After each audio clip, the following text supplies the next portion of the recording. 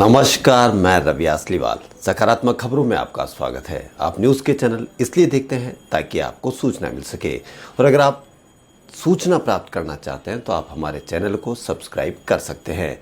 लेकिन यदि आपको ऐसे चैनल देखने हैं जिसमें सिर्फ किसी का अपमान होता हो, मन में गंदगी भरने का काम होता हो, और हाँ, आपको बच्चों की फीस से, अपने बच्चों के रोजगार से, बढ़ती हुई महंगाई से, बढ़ते हुए पेट्रोल के दामों से, और जो भी ऐसी देश में समस्याएं चल रही है, बाढ़ से, कहीं ज़्यादा बारिश से, कहीं कम बारिश से, कहीं टूटी फूटी सड़कों से, और इनसे अगर आपको समस्या नहीं है तो अब आप लड़ाई झगड़े की बहस भी देख सकते हो। लेकिन लड़ाई झगड़े की बहस देखने के लिए आप मीडिया को हर महीने पैसा खर्च करते हो, तो पैसा खर्च करके लड़ाई झगड़े की बहस, आप खुद लड़ाई झगड़े की बहस में आप देखोगे, घर में अगर झगड़ा होता है, घर में अगर बहस होती है लड़ाई झगड़े की, तो कितना टेंशन होता है। लेकिन आप रोज़ 4-4, 5-5 घंटे सिर्फ लड़ाई झगड़े की बहस, तो इससे क्या असर होता होगा आप पे, आपके बच्चों पे? थोड़ा बहुत तो असर होता ही होगा। ये भविष्य बताएगा कि क्या असर होता होगा।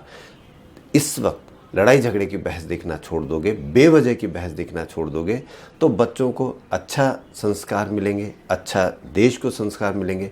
वरना मीडिया अपने कामों में लगा हुआ है, जिसका खामियाजा एक न एक दिन आपको और हमको भुगतना ही पड़ेगा। तो या तो खामियाजा भुगतने के लिए तैयार रहें, या ऐसे चैनलों को सब्सक्राइब करें जिसमें न्यूज़ हो। तो इसलिए न्यूज़ के लिए एक बार फिर आप हमारे चैनल को सब्सक्राइब कर सकते हैं। तो बढ़ते हैं खबरों की ओर। कोरोना मरीजों का अनुमान लगाने वाली सरकारी समिति के सदस्य ने कहा है कि फरवरी तक देश के कुल 1.3 अरब लोगों में से आधी ही आबादी संक्रमण की चपेट में आ सकती है। समिति के सदस्य और आईआईटी कानपुर के प्रोफेसर मनिंदर अग्रवाल ने कहा कि गणितीय आकलन के मुताबिक अभी करीब 30% आबादी संक्रमित है। फरवरी तक आंकड़ा 50% हो सकता है। वहीं हिमाचल प्रदेश के रहने वाले डॉक्टर गौरव शर्मा ने बड़ी उपलब्धि हासिल की है और देश का नाम रोशन किया है। गौरव न्यूजीलैंड में सांसद चुने गए हैं। गौरव हमीरपुर जिले के रहने वाले हैं और करीब 20 साल पहले न्यूजीलैंड जाकर बस गए थे। उन्होंने मेडिसिन और सर्जरी में स्नातक किया है और हैमिल्टन में प्रैक्टिस करते हैं। इससे देश का नाम रोशन होता है, फालतू की चीज़ देश का नाम रोशन नहीं होता है। आंध्र प्रदेश में हुई भारी बारिश के कारण कई इलाके जलमग्न हो चुके हैं। वहीं मौसम विभाग के मुताबिक आज यानी मंगलवार को भी भारी बारिश की संभावना है। मौसम विभाग के मुताबिक आज विशाखापट्टनम, पूर्वी गोदावरी, पश्चिमी गोदावरी और कई जिलों में मध्यम से भारी बारिश हो सकती है। यह है देश की समस्याएं। Oppo F17 pro Diwali edition Bharat में लॉन्च कर दिया गया है। यह कंपनी का लेटेस्ट स्मार्टफोन है। यह नया addition Oppo F17 pro model के साथ आएगा और बॉक्स में ओप्पो 10,000 मेगाहर्ट्ज पावर बैंक और एक Diwali exclusive back case cover भी मिलेगा। Oppo F17 pro Diwali addition की कीमत single 8GB RAM plus 128GB storage के लिए 23,990 रुपये रखी गई है। इससे देश विकास करते हैं जब अच्छी अच्छी चीज़ें आपके हाथ में आती है। देश में कोरोना वायरस के आने के 262 दिन बाद केंद्रीय स्वास्थ्य मंत्री डॉक्टर हर्षवर्धन ने स्वीकार किया कि देश के कुछ जिलों में इसका सामुदायिक प्रसार हो चुका है। WHO के अनुसार सामुदायिक प्रसार की स्थिति तब बनती है जब संक्रमित या स्वास्थ्य विभाग को यह पता नहीं चले कि उसे संक्रमण आखिर कैसे और कहां से हुआ है। यही स्थिति गंभीर होती है जिसमें बीमारी तेजी से अपना पांव पसारती है। इसके बारे में डिस्कस होनी चाहिए ताकि आपको और हमको पता चल सके। वहीं केंद्रीय नागर विमानन मंत्री हरदीप सिंह पुरी ने सोमवार को कहा कि 18 अक्टूबर को देश के अंदर 1.8 लाख से अधिक यात्रियों ने उड़ान भरी, जबकि कोरोना महामारी के चलते 25 मई से फिर से शुरू घरेलू उड़ानों से अब तक 1.39 करोड़ लोग सफ़र कर चुके हैं। पुरी ने ट्वीट किया कि नई ऊंचाई 1581 उड़ानें और 3,168 कुल उड़ानों की आवाजाही हुई है। एयरपोर्ट पर 3,63,757 कुल यात्री पहुंचे। इससे हमारा देश विकास करेगा, बिजनेस में विकास करेगा। सुप्रीम कोर्ट में सोमवार को 62 घर खरीदारों ने याचिका दाखिल कर केंद्र सरकार को रियल एस्टेट रेगुलेटरी अथॉरिटी अधिनियम 2016 के तहत बिल्डर और एजेंट खरीदारों के लिए एक आदर्श समझौते की रूपरेखा तय करने का निर्देश देने की मांग की है। याचिका में कहा गया है कि इससे रियल्टी क्षेत्र में पारदर्शिता आएगी और ग्राहकों के हित सुरक्षित रहेंगे। इससे हर घर को, हर व्यक्ति को आवास मिलने की सुविधा होगी। यह अच्छे नियम होने चाहिए। कोरोना वायरस महामारी के बीच देश भर में ज़्यादातर अदालतें अभी भी मुकदमों की सुनवाई वर्चुअल ही कर रही है।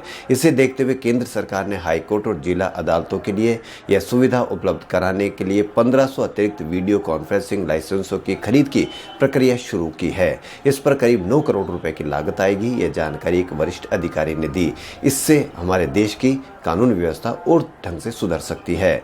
6 महीने से तनावग्रस्त चल रहे पूर्वी लद्दाख के वास्तविक नियंत्रण रेखा पर सेना ने चीन पीपुल्स लिबरेशन आर्मी के जवान को हिरासत में ले लिया। सेना के मुताबिक कॉर्पोरल वोंग या लोंग डेमचेक इलाके में भटककर एलएसी पार कर गए।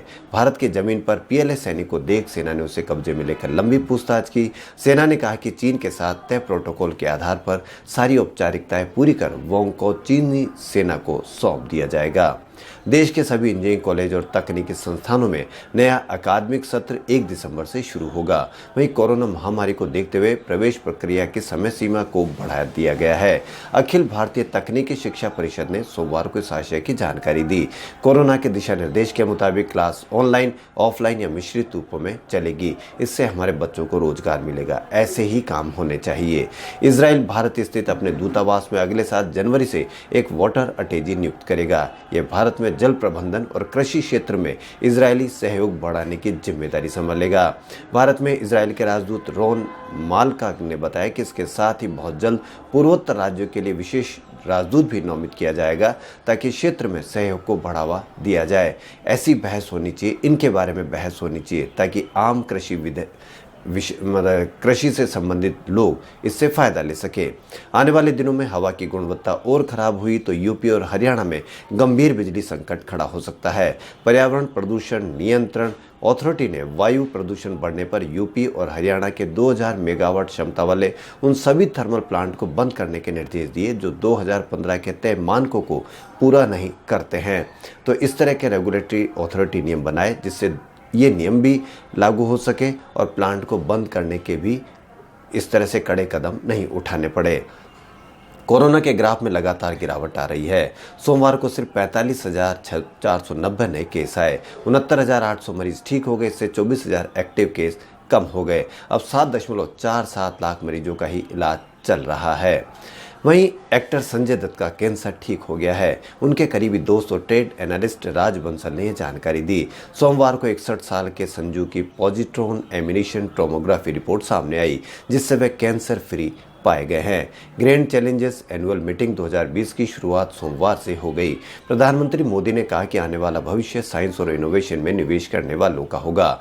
ऐसा समाज ही दुनिया के भविष्य को नया आकार देगा, लेकिन इसके लिए सभी का सहयोग और भागीदारी जरूरी होगी। वहीं भारत ने सोमवार को ओडिशा तट से एंटी टैंक मिसाइल का टेस्ट किया जो सफल रहा। इसे defence research and development organisation ने एयरफोर्स के लिए विकसित किया है। वहीं जम्मू कश्मीर में सोमवार को नन्ना जिले में मस्जिद से घर लौट रहे पुलिस अफसर की आतंकियों ने गोली मारकर हत्या कर दी। वहीं सीएम राजस्थान के अशोक गहलोत ने राष्ट्रीय स्वास्थ्य मिशन के अंतर्गत सामुदायिक स्वास्थ्य अधिकारी के 6,310 पदों पर प्रक्रियाधीन भर्ती प्रक्रिया में 1500 अतिरिक्त पद जोड़ने का निर्णय लिया है। अब सीओच के कुल 7,810 पदों पर भर्ती होगी। वहीं राजस्थान के जयपुर, जोधपुर और कोटा के 6 नगर निगमों के लिए कुल 2,903 उम्मीदवारों ने 3,216 नामांकन दाखिल किए हैं।